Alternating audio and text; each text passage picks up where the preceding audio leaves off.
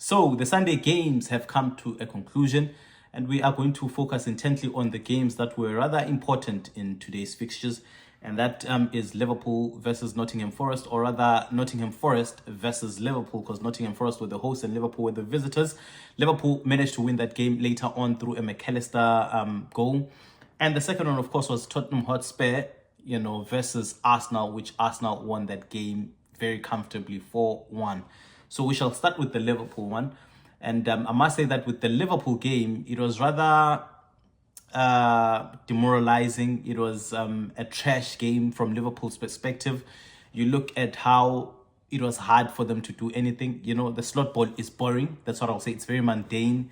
And you look at a team like Nottingham Forest, a team that just came back from playing an away game in Europe on Thursday, and you look at the sense of urgency, you look at the speed, you look at the energy, you look at the physique that they put in today's game, and you look at Liverpool that didn't really do anything during the weekday, and they just looked miles off of it. They looked miles off of it. It was like every second ball Liverpool lost. Every 50-50 Liverpool lost. It was just all Nottingham Forest. They start off, of course, with an opportunity that comes in the second minute, which Callum Hudson-Odoi could have scored. But, of course, we have, Alisson Becker, who manages to save that from getting inside the net.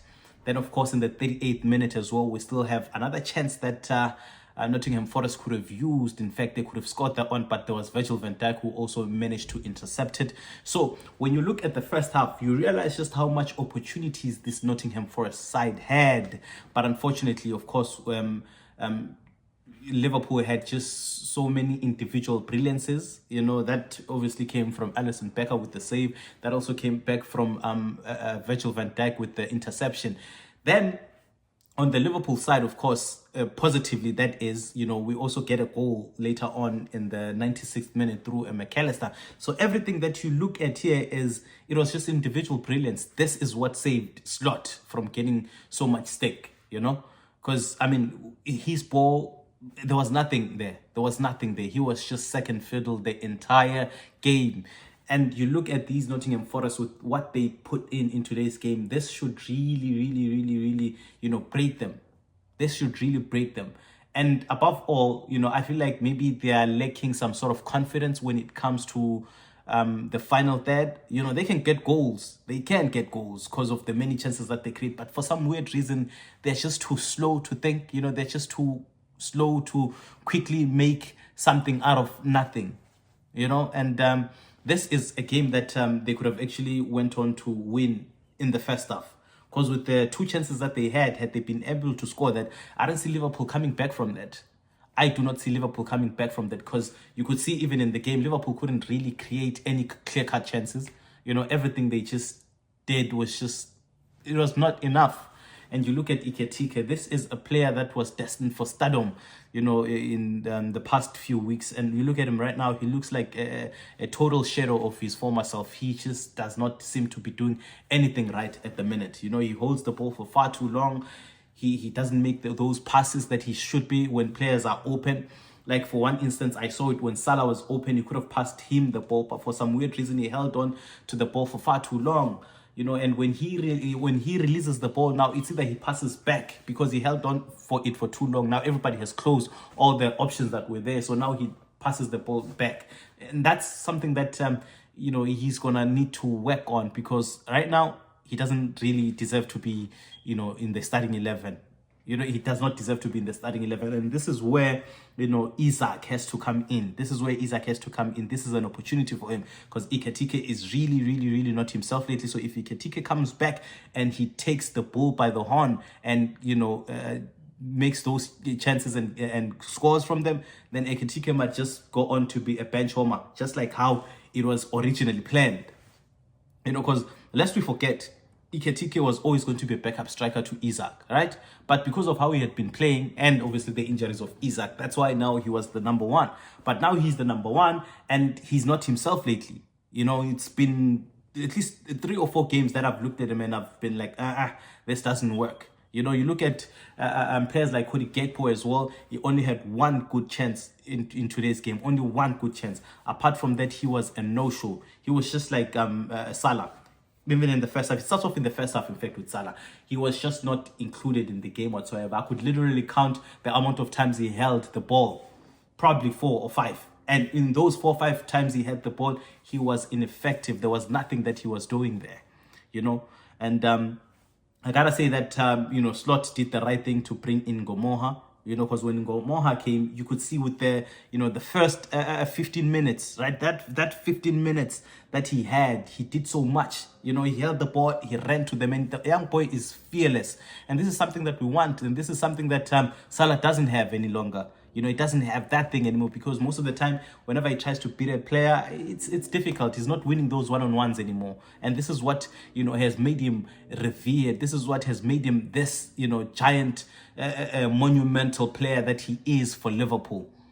Beating the man and creating those chances and scoring them, in fact. But right now, he's just not doing it for us. And I would assume that Slot, would start to at least make sure that he plays Rio more, because he could really give us, he could create those chances. Because you can see even with the first goal, the one that of course was said to have been a foul because of the, the elbow that was used to score. He just created something out of nothing. He created something out of nothing.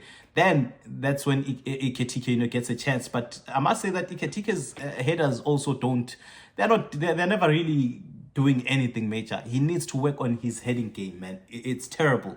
Because so many times, he has headed the ball, and I think I'm yet to see him score from a header, Eketike. All his headers are just always too obvious. It didn't make it really difficult for Ortega there, because he just gave it to him on the side of which he was in. He could have tried, the other side, the left side, but he just took it exactly where he was in, and unfortunately, for us, he saved it. But then McAllister put himself, on the ball, and the ball went in, but it looks like it hit the elbow. And from that point onwards, I'm like, okay, we're done here. There's not much that we can do, especially because there was 5 minutes that was added, and like we spent at least 3 minutes of that time trying to see whether it was a goal or not, But McAllister finds another chance, and this one comes from, I look at that and I'm like, Soboslai was the one that deserves the most praise, because the easier thing for him to do at that point when he had the ball from Joe Gomez, it was to pass it to Joe Gomez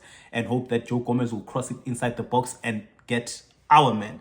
But, he changes his mind, because he wanted to do it, but he changes. Then, he brings the ball to the right again. Then he squares it inside the box. And when it gets inside the box, there's Virgil van Dijk, whom I thought at first actually was offside, but it looked like he was kept onside by Aina.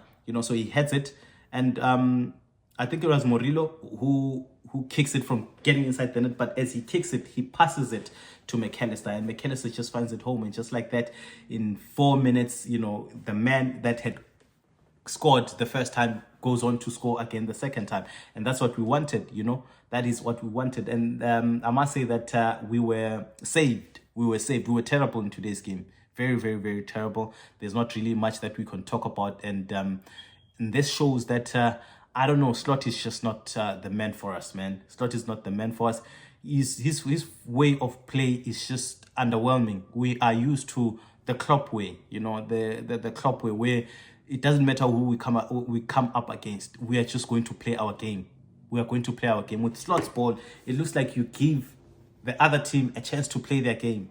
There's going to be moments where they're going to score against us, right? And we can't expect to do better when it's our turn to play, because some teams are very good defensively. If they're able to get a goal against you, and what we know about Liverpool is that also we are terrible at playing against teams that low block. If a team gets a goal against you and they decide to low block the entire 90 minutes, we are done for. We are done for. We were lucky today because Nottingham Forest wanted to win. They haven't won in a while, and they wanted to win. That's what helped us in today's game for us to even get that goal, But nonetheless, we take the 3 points. We've got 45 points right now. We sit at the same points tally with Chelsea as well as United. And United will be playing again on Monday against Everton at the Hill Dickinson Stadium. which I have my fingers crossed that Everton can be able to cause an upset. If they manage to win that game, which they did at Old Trafford with a man down, then all the three teams, right, that are fighting for the top four have the same points tally, which also gives us another opportunity coming into next week as Chelsea will be playing against Arsenal. And on Arsenal, man, Arsenal just played the North London derby, at the Tottenham Hotspur Stadium, and they beat them. They thrashed them 4-1. And this is not something I saw, because on this game, I'm thinking Spurs might just cause an upset, right? They might just cause an upset. And if there's any better time to play this Arsenal side, it had to be today. Arsenal are just not themselves lately. Their heads are just all over. They are coming back from a draw against Wolves, a game that they were supposed to win. And you know what I mean? They're not sure about a lot of things. And they saw Manchester City yesterday win against Newcastle. They're just not sure about too many things. But boy, was I wrong. Because with Arsenal today, they just seemed as calm as ever. It's as if, they told them that they've got the players. There's no need to panic. You've got the players. You can win against anyone in the world. You should see how they played, man. It was just a normal game. It was just a normal game. They had the ball. They created the chances. They had the players. Eze has been under scrutiny for a while this season. And you saw him today. He scored a brace. And with that brace that he scored, it was easy because he was being selfless. He was trying to put Saka on. And both times, the ball just always found itself to him. And you look at the defense of Spurs, I just don't understand because much of them were always in the box. But for whatever reason, Eze finds, some space to try to hold the ball and miskick it and find his way to scoring. How does someone miskick, the ball and go on to find another chance of scoring that same ball that he miskicked? So that it shows just how they're there, but they still give so much space on these Arsenal players, and they did, and they were punished for it. Then of course Gyökeres as well had his 2 goals, which the first one came right after